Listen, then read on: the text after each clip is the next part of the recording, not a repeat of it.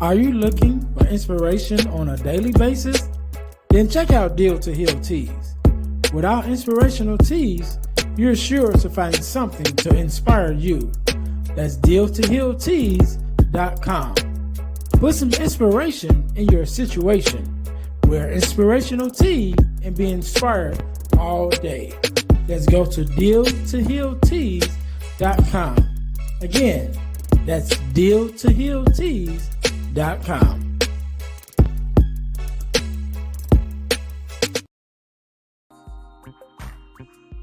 Hey guys, if you're enjoying this podcast, then I know you'll enjoy the Girl Dad Discussion podcast. I'm your host, Ernest James, and I believe the relationship between a daughter and her father is one of the most important relationships a young lady can have.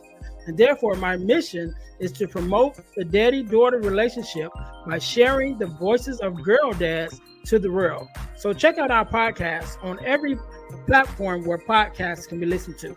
And if you want to watch the podcast, check us out on our YouTube channel. Again, that's the Girl Dad Discussions podcast with your host, Ernest James.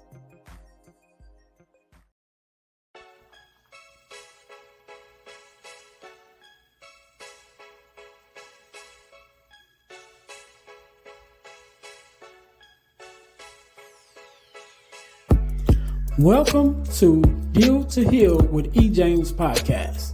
On this podcast, my guest and I will discuss topics and ways to help us to heal in every area of our lives. I believe that everyone can live a life that is happy, healthy, and whole. So I'm on a mission to help people to deal, heal, and fulfill. Deal with your problem, heal from the pain, and fulfill your purpose. Thanks for tuning in. Let's get to it. Welcome to the Deal to Heal with E. James podcast. I am your host, Ernest James, and I believe that everyone can and should live a life that is whole, heal, and healthy. And therefore, I'm on a mission to help people to deal, heal, and fulfill, to deal with your problems, to heal from the pain, and to fulfill your purpose. Thank you guys once again for tuning in to the Deal to Heal with E. James podcast. If you haven't already, make sure that you listen, like, subscribe, and share to our YouTube channel, our podcast on all of your social media platforms, including our new YouTube channel. So formerly we were the Deal to Heal podcast on YouTube, but we changed our channel to the Deal to Heal podcasting network because now we have multiple podcasts that we have to offer you guys to check out. So make sure you're checking us out, to make sure you subscribe and listen to our podcast on the Deal to Heal podcasting network on YouTube. Also, make sure you guys check out our partner podcast, which is the Girl Dad Discussions podcast. On that podcast, me and my fellow girl dads talk about the relationship between the dad and our daughters. And also every now and then we have a daughter on to talk about her relationship with her father. I think it is very important for this podcast because it combats the narrative of the absent father and the fatherless daughter. So make sure you guys go there to the YouTube channel to check out that, as well as on all of your podcast listening platforms. Also, our product of the week. As you guys know, we are a self-sustained podcast, and the way that we stay on the air is by bringing you amazing products for you to purchase in order for us to help to pay our bills. So our product of the week is our Purpose Journal, as well as our Purpose Planner, because I believe that we need to journal our lives to be able to keep track of where we've been and where we are, as well as plan for our future. So you guys can get your copy of the Purpose Journal and the Purpose Planner from Amazon. The links is in the description below. So make sure you guys go and check that out. Again, thank you guys for tuning in to the Deal to Heal with E. James podcast. So we're going to jump right in it today. Just like any other day, we are blessed with a guest, Mr. Mannie. How you doing? I'm doing really good. Thanks for having me on here. No problem, man. First of all, I want to say thank you for being here, because you could have been doing anything else with anyone else, but you're here with me and my listeners, and we definitely appreciate it. So we're going to jump right in, Mannie. one thing that I know from a previous conversation before we started recording is that you are a girl dad as like myself. And so just like I do with every other girl dad, I'm gonna start this thing off by asking you two questions. One question is, what does it mean to you to be a girl dad? And then number two, what is something that your daughter has taught you? Oh man, being a girl dad is definitely different. So my daughter is my oldest, and she is like 4.5. I also have a son that's 2.5. So being a girl dad, it's definitely a different experience. She's taught me to make sure I'm very aware of my feelings and Mhm. how I am portraying those feelings. Because one thing I've learned with the kids is they're like a mirror. The Yeah. however you treat them, like they're gonna have those same mannerisms, and you're gonna see it right there.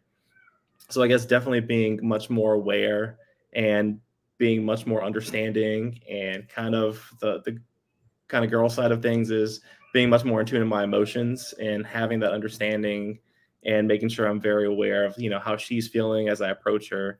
So that's been one of the biggest things she's taught me, and I guess she's also brought a softness to me as well. Yeah, yeah, yeah. All right, all right. You said four. Man, my daughter is turned 21 this year. So Oh wow. I'm on the other side of it, right? I'm on the other side of that journey. It's been a long time to get away from four. Uh-huh. But we gonna jump right into this thing, Manny. Do me a favor, introduce yourself to my audience and tell us who you are and a little bit about what you do. All right. My full name is Manuel Antonio Canto. I go by Manny. I'm first generation American. My family is from Central America, so my mom's from Honduras and my dad's from Belize. So quite a diverse background.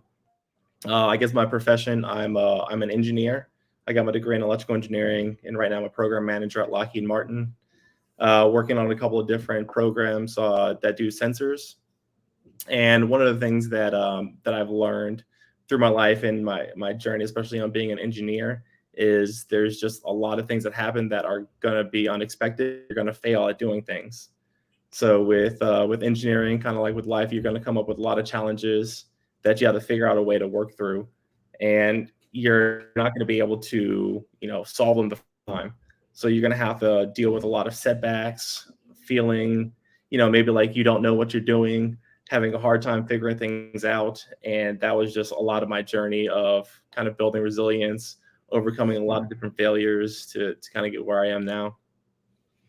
Yeah, yeah, and we I wanna jump right, actually kind of jump right in there with your story because it kind of mirrors mine in a sense.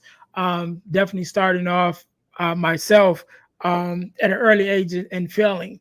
At I actually Hmm. failed second grade, but it was it was such a turning point in my life because it was from that I changed and began to got this drive, and I kind of got it from my father, but I got this drive to excel and do better, becoming an honor roll student, what is that, student of the month, and all of those things, and really just changed my life around from that failure. So let's go back to even that time, yourself and the early days of education, or your early days of who you are and dealing with your own failures that kind of led you into doing the work that you do now, as a speaker. Because I know you mentioned about being an engineer, but you're also a Hmm. speaker and talk to other students and people about overcoming some of the same things that you dealt with. So take us back to the earlier version of yourself,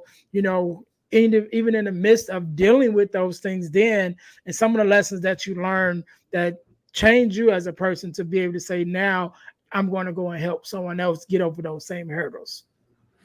Oh yeah, there's quite a history in all the different stages of my life, kind of going through something like that. So I know in third grade, the school I was at, they actually had to test me because I was having so many problems in class, and they gave me a test, and they actually found out my reading level was like actually way beyond what it was. I just had a hard problem understanding how to, I guess, comprehend the information in a way they were teaching it. So when you're, a kid that young, you're thinking, oh, I don't get this. And that kind of progressed because I had to actually repeat sixth grade. So sixth grade, repeating it at the same school, you see all your other people that you were in the same class with, and then now they're Mhm. in a grade ahead. You're having to redo all these same classes. And ironically, the classes I had to repeat were because I failed English and history, which don't you don't do a lot of as an engineer, because it's mainly math and science focused. But I've learned an appreciation for English and history now, and a lot of it is just sometimes when you're younger, you solely focus on the things you like and the things that you're good at because you want to gravitate towards those things. And I guess I had to understand from an early age, you have to be able to overcome the things that come harder to you. And at a certain point, you have to, I guess, deal with it and make sure you understand how to get through those things.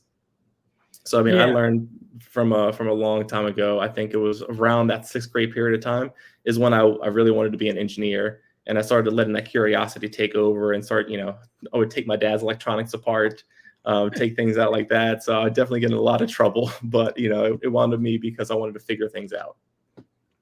Yeah, and I can vouch for even that feeling of, when I failed, even though it's as young as I was very aware of what was going on, around me, and being able to see my not just my friends that went to the same school as me, but my family and my cousins and friends that was the same age as me, that I hung out with outside of school, just to see them progress. Now again, I'm a year behind, so even began to play out in different things that we were able to do, going on field trips and things like that, where they would all go on, the field trip for that grade, but I couldn't go because I was a grade Hmm. behind, So all of those things, all the way up until our eighth grade graduation, like they all graduated a year before me, and so I definitely could understand that feeling of, watching your peers, move forward, even though I was moving at the same pace, but I still was a year behind now, which kind of gave me a whole nother gear and feeling like, okay, I got to catch up because now I'm always feeling behind. No matter how good I was, like I said, I became an honor roll student, but I still Hmm. was a year behind everyone else, even though I was on the honor roll. So I definitely can comprehend that feeling of, watching everyone move forward, but you still held back, And so I want to believe that even going through that space that you were in, that began to build a part of you again. Like you said, it was that moment that made you want to say, okay, let me change this up and kind of open up that curiosity. But even with that, I'm sure that there was a part of resistance probably and persistence, that kicked in around that time, to help take you to that next level. Was like, all right, I got to do something different and stay at it, even when things are not going maybe the way that I thought they could go or should go at that time. So how did that persistence that you found during that time period, how did that play a part into even helping you to become the person that you are now? And what was that moment where you said, after you got to a certain point, they're like, okay, now I'm going to reach back out to people who may be going through the same things that I went through and now begin to help them? Yeah, well, there's quite a bit of every time you think about you had this challenging time in your life, and it's just like you immediately turn it around from that point on. A lot of times it's not like that. You tend to still have Mhm. to overcome things. So for me, I actually had to go to summer school, seventh and eighth grade after that, and then in high school, I managed to pick it up a lot. I was kind of in the back of my head aware that once you hit high school, I know it counts towards like Mhm. college. So, you understand there's kind of like a sense of urgency that you have that this is going to impact things I'm doing in the future. So I actually did pretty well through high school, but the thing that I struggled with was studying. So in high school, especially in public schools, they'll go at a slower pace so that all the students can understand. So I'd be able to just show up in class, kind of listen. And it's just like, okay, yeah, I got it. And I was a pretty good test taker most of the time. So I was able to go through high school really well. That does not translate well in college. Mhm. So I went to LSU, Louisiana State University, as a freshman. I'd been out on my own. Had an apartment that I shared with my best friend from high school. We wound up having the apartment that everybody just goes and hangs out at because we had the biggest place. So we would have random people always stopping by. And it was at the end of my freshman year. I'm in my apartment. It's May. We had just finished finals. One thing I realized that I never did was I never changed the mailing address from my university to my apartment. It was still my parents' house, which was about an hour away. So I'm just kind of hanging out. I'm trying to figure out what I'm going to do, where I'm going to live. And then I just hear a knock on the door one day. And I go over, I open the door, and my dad's standing at the doorway. And he hands me a piece of paper of a letter he got in the mail. And it's a letter from the university saying that I've been academically dismissed. And the second piece of paper was my grades, which I wound up with a 0.7 GPA at the end of my freshman year. And my dad, he was in the Air Force. He's he was born in another country. So back then they had a different form of discipline than we typically do today. And so I'm kind of deathly afraid. My dad was also a 4th degree black belt in Cook School 1. I had seen him, like, he would practice street fights. So my dad is like a very tough guy. But he just kind of looked at me, and I think this was the thing that kind of like hit me the most. Was he looked at me, he was like, I don't know what you're doing up here, but I didn't raise you to do this. And he asked me for the keys to my car. And he took the keys, was walking away, was like, I'm not sure what you're going to do, but you're going to have to figure out something. And he left, pulled out the car, left. He was helping me pay for my apartment. And that was at the last couple of weeks before my lease was up. So I didn't really have a place to live. I didn't have a vehicle because he just took it. And I wasn't enrolled in school. And, I'm very big on family. And so, I'd fractured, the relationship I had with my parents just because I was messing around in school, wasn't paying attention. And that was the low of lows, where I just sat and I couldn't even process what was going on. But, I just started developing a couple philosophies out of there of like, okay, well, what am I going to do? I need a place to live. I need to do all these things. So I actually went to the apartment complex and was like, hey, I pretty much explained to him, I was like, I don't have a place to live. I don't know what to do. And it just so happened that they were looking for people to work at the apartment complex. And so I was like, okay, well, I can do that. And I wound up getting a job to where I at least had a place to live. And then one of my best friends, he was actually in the Marine Corps at boot camp, and he had an old beat up truck that he let me use. So I started driving that truck around. That would, most of the time it would give me from point A to B. It ran well enough. And then enrolled myself into a community college. And from that point on, because I had to work, a couple of jobs just to make sure I was making ends meet. And, my parents are very hard workers. So it taught me a lot of lessons of, what do I want my life to look like? Do I want to be working multiple jobs, barely making ends meet, not enough time or freedom to be able to do the things that I want? And then, like I said, I always had the curiosity in electronics. And I knew I wanted to be an engineer. It's like I wanted to be able to go explore that. So I had to change my whole philosophy because I was like, I know what it feels like to fail and not try your best. Now I want to know what it's like to actually go out, try your best, give your all, and see what I can accomplish. So that led me on this journey to I eventually actually graduated college. I was actually also a kicker and punter in school, and then graduated with honors within electrical engineering. All right. I'm listening to you tell the story about your dad, and I'm just reflecting back on myself because that was sort of the same thing that happened with me, even back then. So I always tell the story that, when back then, when I was in second grade, now this is, years ago, I think this probably was in the 80s at this time. But that's when we had actual report cards, right? When they're like, your grades literally came on a card, that your teacher would fill out.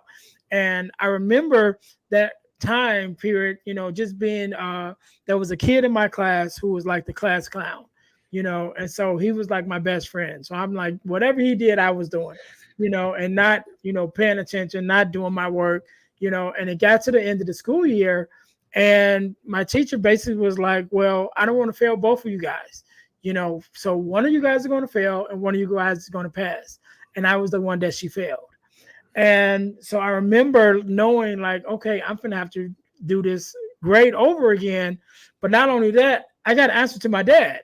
Right. And Mm-hmm. so I remember that day we're standing in the living room of our home, and like you said, back then there was a different kind of punishment than these days. So my Uh-huh. dad is standing there, and he has my report card in one hand, and he has his belt in the other hand, Mm-hmm. and so I'm standing there, and I always say my dad gave me the worstest whooping I ever got in my life that day, but he never hit me one time. Mm-hmm. But instead, Yeah. he started talking to me, and he said 4 words that changed my life forever. He said, "I'm disappointed in you." And as he began to talk to me about, not only representing him, because I'm junior, I'm Ernest Junior, he's Ernest Senior. He's like, you have my Mm-hmm. name, you have your family's name. My dad was in the Air Force. He was an Air Force mechanic, so he Mm-hmm. was in the service Mine also. too. Yeah. And so it was just he really just was like, what are you doing? You know what I mean? Because he went to college, my mom went to college. They were very big on education and big on reading, so all of their kids had high reading levels. We were very intelligent, and it was like, I know you just didn't put the effort in, you know Mm-hmm. and it just got to the point where I could literally see the tears in his eyes, and he turned his back to me and was like, just go to your room. And I think that hurt me more than probably if he would have gave me a physical punishment. You Oh know, yeah, definitely. Sometimes you're yeah, just like, "Where's the spanking? I'm ready for it," right, and they don't give that to you, and it's even worse. And one of the things that I have an appreciation for now that I'm a parent, that I don't know how he did that or had the wisdom to, was, you want so much for your kids to succeed, and you know what they're capable of, and you want to give them everything. So now looking back on it from the viewpoint of being a parent, the the ability to be able to say, okay, you need to go figure this out on your own. You have to learn, you have to grow up to let your child do that, regardless of like the age. It's really hard. It's a different perspective now that I'm a parent. yeah, yeah. And that definitely was a turning point in my life, because from when I left that room and went to my room, I remember vividly saying to myself, never again will I hear my dad say, I'm disappointed in you. And so that Hmm. became my why. That became my driving force from that day forward, through school, again, becoming an honor roll student, out of that in grammar school, getting to high school and realizing that, still feeling behind because I'm a year behind everyone else.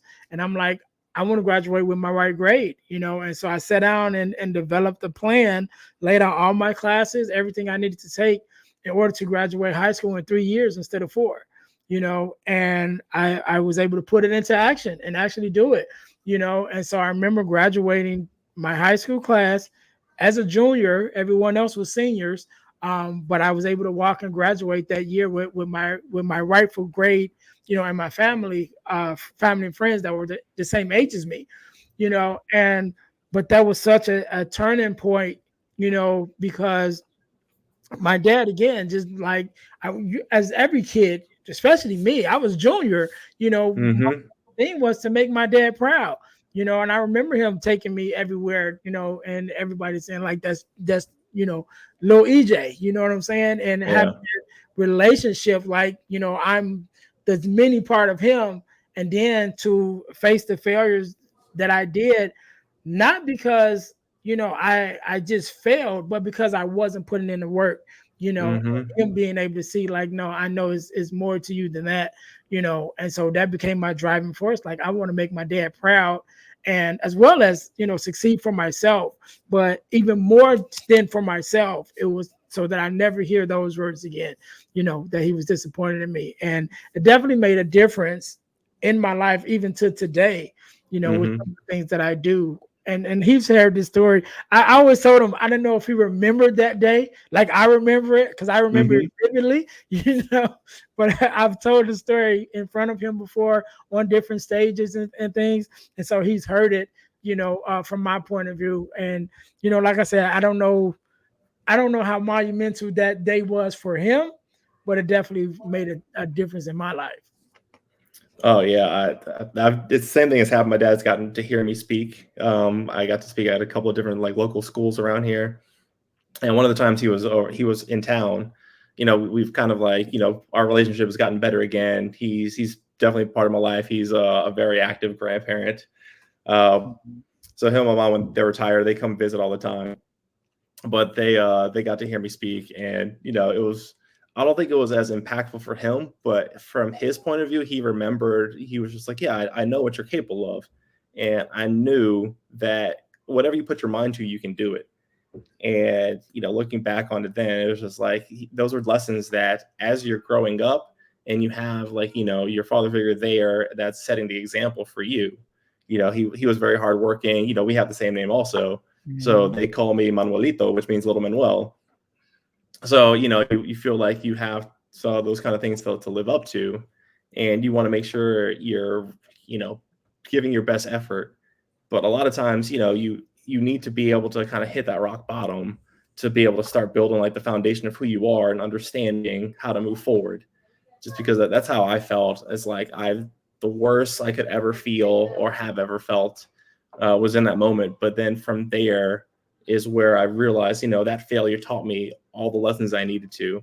Because a lot of times we learn more from our failures than we do our successes. Mhm. So sometimes that's one of the things I discovered, when I started sharing my story with people. So many people, like even like, talking to you now, I didn't know that story about where you came from, but so many people have some kind of failure that a lot of times people don't want to talk about it. And so one of the things that I mentioned is like, you gotta use the F word more, and that's fail. Just kind of like, people are afraid to use failure. They're afraid to use the F word. They don't want to face it. It makes them uncomfortable. But the most important thing is, especially in terms of like engineering, when you have like big complex problems, you're going to fail trying to figure those things out on the way. But if you don't attempt it, don't fail, you'll never even get anywhere close. So that's why Mhm. I'm very big on, you have to be able to share your experiences, share your failures. That way you also learn from not just your failures, but other people's failures as well. Yeah, and I agree with you. I share my story, uh, all the time, and that's one of the things that I talk about too. Is I said my failure was the foundation of everything that I do now. Hmm. It was the foundation of all of my accomplishments because it was from that failure that even woke me up to really be like, all right, it's time to really start taking life serious. Hmm. And not only taking it serious, but really thinking about what do I want my future to be? What do I want my future to look like? You know, and even getting to the point where even when I have these conversations in schools, talking to kids, I talk to them about. I always ask them, "What is your plan? What is your plan for your life?" Because coming up until your graduations, especially like high school, all these years you've been living somebody else's plan. Your parents had the plan for you to go to school. The teachers got a plan for your homework, and all of that is all laid out for you. But once you hit those last years and you graduate from high school, like there's no plan. You know what I mean? It's like at this point you're on your own. Like, what are you going to do? And so I Hmm. always encourage the kids. I try to, especially when I'm able to come in early, like doing a freshman year. I always tell them these 4 years is going to go really fast. You think, oh, 4 years, you got time. Like, no, it's going to go really fast. And if you don't have a Hmm. plan by the end of these 4 years, you're going to be blowing in the wind. And so I really try to press upon them to really start thinking about, okay, what do I want out of my life after high school? And let me start planning for those things now so I don't end up wasting time, when I get out of high school and now I'm trying to figure it out. Now I got the free time and things like that and all the other distractions that come with the freedom of not, being in school. But now if you don't have a plan, that freedom actually become a hindrance, right? That freedom can actually become the cage that holds you down because you have no direction, right? And so you just like going here and there. And I always tell kids, if you don't have a plan, you'll fall for lessons plan. And lessons plan is all those people that say, let's go do this or let's go do that. Because if you don't have your own plan, the group is going to come up with a plan, right? Your friends is going Mm-hmm. to come up with a plan. Your environment is going to come up with a plan. And if you're not strong enough within yourself to follow your own direction, then you'll end up following the plan of someone else, which may get you in some situations that you didn't plan to be in, but you might find yourself in anyway. So definitely, Yeah. I always talk about having a plan, for your life. Yeah, the idea of I like what you said, because that definitely happened to me. I had a friend who, he's still a good friend of mine to this day, but he wasn't on the same path I was. He wasn't interested in, like, doing engineering. He was just kind of in school doing, it was like, oh, maybe I'll do a business degree or something. And a lot of times it wound up being, all right, let's just go hang out and go do stuff over here, instead of actually focusing on, what I want to go off and do, of what I know the next steps of my life I want to be. So that's definitely an important lesson that people need to learn. But I mean, as you're going through, I think that's the big part, is making sure you understand that if you don't have a plan, that moving forward, you, even if you fail, you can build a foundation at rock bottom. Mhm. Is like, I think that's the biggest thing that people are scared of, is that they're always, and then as you fail or things happen, you're always comparing yourself to other people. Yeah. Like you said, you mentioned it, you felt it when other people who, you were in the same grade with, you felt like you always had to catch up. I felt the same way. I'm always behind now. And then I get into school, I wish I could have understood that from an earlier age and didn't have to repeat that lesson. But sometimes, we need to kind of establish that to move forward. But something that I heard somebody say is that they don't put start dates on a degree. So Mhm. it's just a matter of, continuing to progress, and just make sure, you can't really keep comparing yourself to other people. You have to do things in your own time, learn in your own time. Like I said, I wish I would have learned my lesson much sooner, like the first time, and not have to repeat it. But sometimes you need to repeat a lesson to make sure you truly learn it. And that has helped me tremendously from that day forward, to continue to make sure I excel and actually put the full effort in everything that I do now. Yeah, yeah. And you reminded me of something one of my old pastors used to say, when we're going through different tests in our life, and he would say, we often ask, how long will this test last? And he would say, it'll last until you pass. You know what I Hmm. mean? And so sometimes, unfortunately, we do have to keep taking the same test over and over again. We do have to fail a couple times. We do have to, go through these different lessons over again until we pass it, until we learn what it is that as life is trying to teach us in that moment. We may have to, take it over again, and we can't necessarily be ashamed of that. You know, if we're doing our best, the best that we can in the midst of it, if I'm doing my best and I fail, that's one thing. But if I'm not even trying, I'm not putting forth the effort and I fail just by lack of, my own actions, then that's a whole nother thing. And so as long as we're living in the midst and we're trying to learn the lessons in the midst of what we're going through, then if we have to, take a little extra time to learn it, take a few extra classes, and like you mentioned about going to summer school, that was part of my plan in high school. I'm like, all right, I got to go to Hmm. summer school every year, in order to graduate in 3 years. And even that within itself, knowing those sacrifices that you got to make in order to achieve what you're trying to achieve. And sometimes you just got to be like, you know what, I got to do this for me.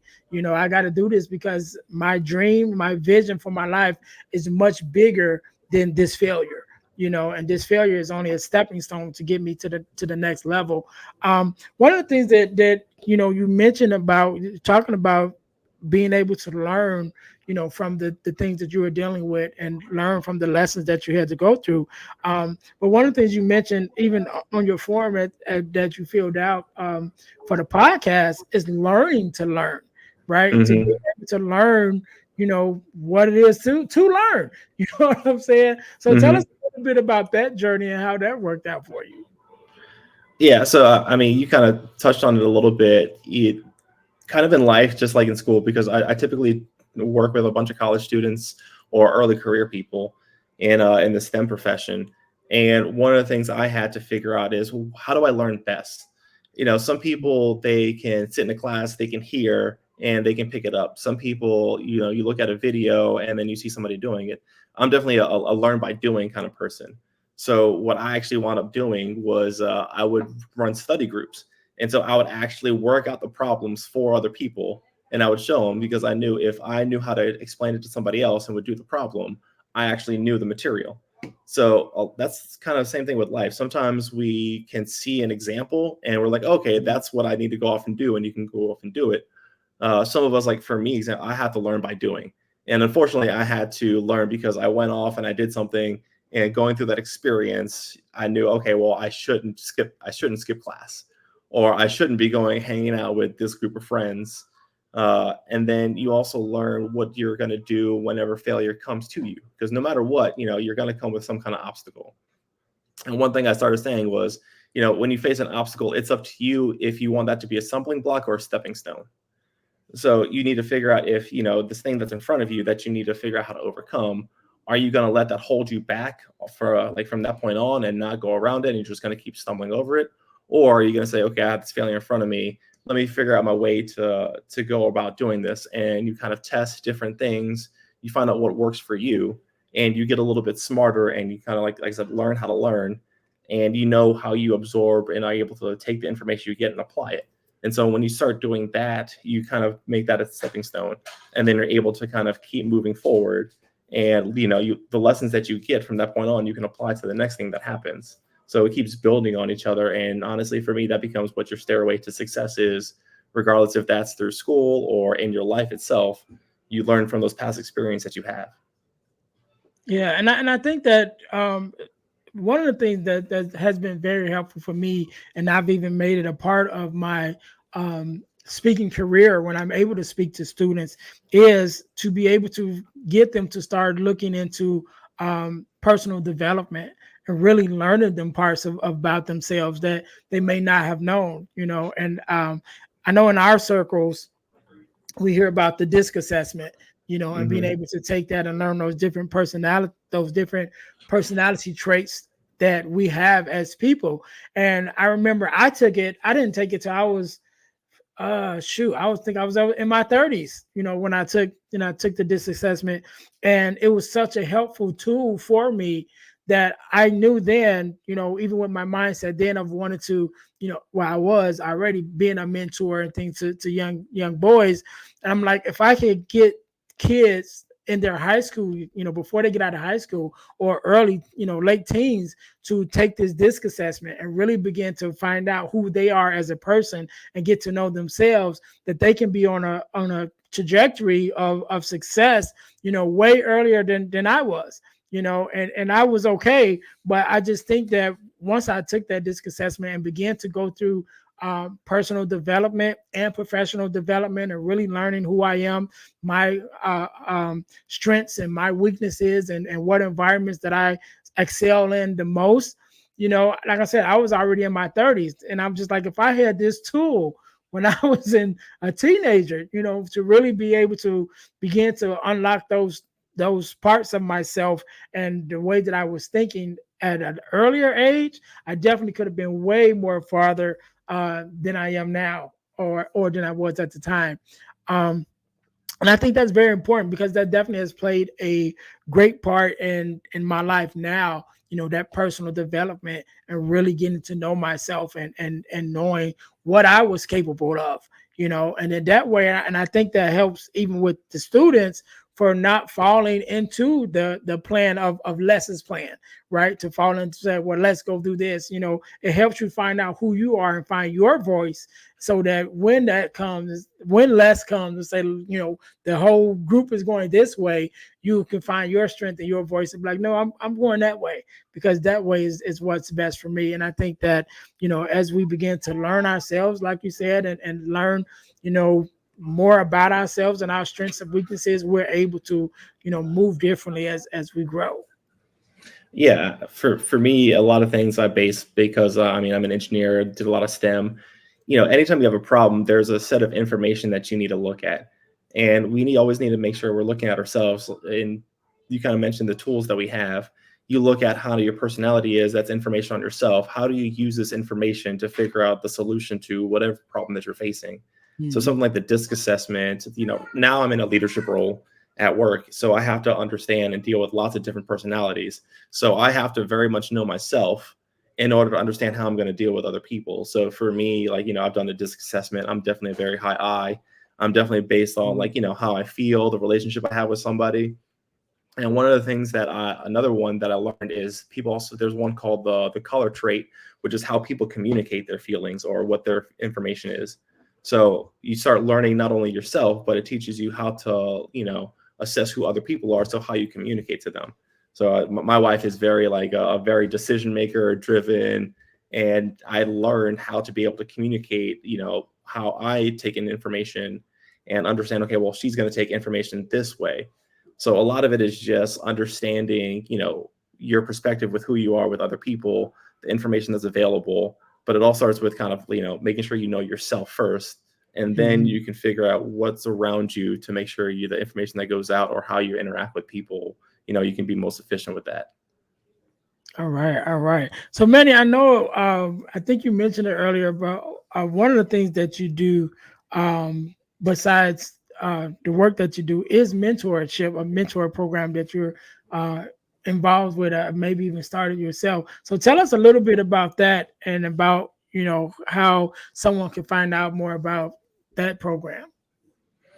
Yeah, so I mean, like I said, once I started understanding and talking about my own failures and hearing the experiences of a lot of people, so a large company like Lockheed Martin, I've had the opportunity to be able to interface with directors, vice presidents, some of the C-suite executives, and a lot of them have gone through failure. So I always want to share with other people, those kind of experiences, so people have, they don't feel discouraged when they go kind of come with these obstacles. And so what I started doing was I'm actually in charge of mentoring within Lockheed Martin itself for the Hispanic Organization for Leadership Awareness, or Mhm. OLA for short. So I'm in charge of like mentoring for that. I also partnered with the University of Central Florida and involved in a program for them that we do mentoring where they get partnered up with like a engineering student gets partnered up with an engineer in industry. And through those experiences, I saw there's just such a high demand of people who are unaware of what a mentor is or mentorship in general. So what I started doing was I started hosting, pretty much every 2 weeks during the school year. I'll do like an hour a night, once a week, and I'll have students and early careers kind of come in, and they get to kind of talk through what they're dealing with. I'll give my advice, and it also builds a community of people who are going somewhat similar stage as you are, and you realize you're not alone dealing with these kind of things. Mhm. A lot of times, whenever we're going through a failure, we tend to isolate ourselves and we think, oh, why am I not smart enough to go through this? Why am I struggling through this? And the more you share, the more you realize a lot of people are going through something similar. So for me, building this community helped a lot with, letting people understand that they're not the only ones going through it. A lot of people are dealing with something similar, or a lot of people have dealt with the same thing in their past. So, like I said, like I do a once every 2 weeks during the course of the school year, and typically it helps students a lot. We've gotten people who they've gotten internships from the mentoring we've done, gotten jobs, helping with resumes, and then also I've gotten a couple people into grad schools and leadership development programs. So it's been really helpful for a lot of people. All right, Manny. I want to thank you, man, for coming on and sharing your story and your expertise. I want you to have the last word, and I want you to leave us with a word of advice, inspiration, motivation, however you feel, and also leave us with your social media handles and things of that where we can find you, even be able to follow you or to learn more about your program that you have. So I'll give you a minute to think about that. To my listeners, thank you guys once again for tuning in to the Deal to Heal with E. James podcast. If you guys have ever thought about starting your own podcast, I want you to get your copy of Start Your Podcast Now ebook, which can be found at ebooksbyejames.com. It is a podcast ebook that I wrote because people kept calling me and asking me, how do I start a podcast? And I had helped so many people, but my phone never stopped ringing for people asking. So I said, I'll make it easy for myself and easier for you guys. So I wrote the ebook, Start Your Podcast Now, in only 3 steps. You can find that ebook at ebooksbyejames.com. Make sure you guys go there to get your copy. Also, make sure you guys follow me and check me out at my website, the dealhealfulfill.org. Again, that's dealhealfulfill.org. That is my main website, which talks about everything that I have going on, including speaker, author, podcasts, workshops, things that I have. And also there's a page to book me in order to have me to come out to talk to your students or your organization as a speaker or a workshop facilitator. Again, that is dealhealfulfill.org, where you can find out more information about me and everything that I have going on. Also, we talked about the podcast ebook, but that is only one of several ebooks that I have. If you go to ebooksbyejames.com, again, that's ebooksbyejames.com. I made it real simple. You can find the ebooks that I have there. I have several ebooks there, including a Males to Men ebook, which is a ebook for young males coming into manhood, and also the core four, which is the core four values that every daughter should get from her father. That ebook is one of the segments that we use on the Girl Dad Discussions podcast when we're talking to other girl dads and talking to daughters about the relationship between fathers and daughters. But you guys can check out to get your own copy of the core four and the other ebooks that I have available at ebooksbyejames.com. And just in case, just so you know, if you really like the ebooks, you can become an affiliate of the ebooks on that same website. There's a link that says become an affiliate. And so you can promote the ebooks and you get paid whenever someone buys. So make sure you guys go and check out the ebooks as well. And our inspirational t-shirt line, which is deal2healtees.com. Again, that's deal, the number 2, healtees.com. Put some inspiration in your situation. Wear an inspirational tee and be inspired all day. Excuse me. That is our tagline. You guys can go there and check out our inspirational tees as well as our podcast merch. We have t-shirts with our logo for the Deal to Heal with E. James podcast, as well as the Girl Dad Discussions podcast there. Again, that's Deal to Heal Tees. That's Deal, the number 2, healtees.com. Last but not least, I have had the opportunity of the last couple of years to be a part of an organization called the Forgiveness Mission. And what we do, we have free virtual workshops every other month of the year. And we talk about everything regarding forgiveness of self, forgiveness of others. What does it mean to forgive and what the benefits of forgiveness is? I think it is a very important topic that we need to infuse in our lives, in our everyday lives, to make sure that we're forgiven and we're not carrying unnecessary burdens. So you guys can sign up for our free virtual workshops. Again, just go to forgivenessmission.com, or you can just go to Eventbrite and look up the Forgiveness Workshop held by the Forgiveness Mission, and you guys will find it there. So whenever you listen to this podcast, either a workshop just ended or there's one coming up, again, you can sign up again for forgivenessmission.com. Again, that's the forgivenessmission.com. All right. So again, Mannie, I want to say thank you very much for being here. Thank you for coming on and sharing your life stories and your expertise. I want you to have the last word, so the floor is yours. Yeah, you can go ahead and follow me. I'm typically most active on social on Instagram and LinkedIn at Mannie Canto, at MANNIE CANTO. And then also you can check out my website. It's manniecanto.com/mentor if you want to sign up for mentoring with me. And then I can add you to, I also have a WhatsApp group chat to kind of give motivation to people throughout the school year and just through the year as in general. And I guess the final takeaway is something that I typically say all the time is failure isn't final, it's necessary, because true success is standing on top of your failures, not lying underneath them. I like that. We can't end it no better than that. To my listeners, thank you guys once again for tuning in to the Deal to Heal with E. James podcast, where our mission is to help people to deal, heal, and fulfill, to deal with your problems, to heal from the pain, and to fulfill your purpose. Until next time, you guys be blessed.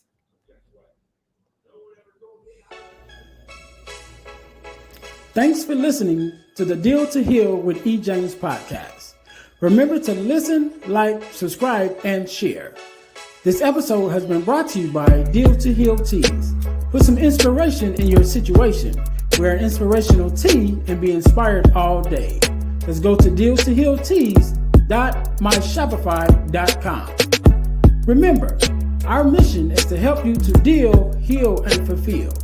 Deal with your problem, heal from the pain, and fulfill your purpose. Thanks for listening.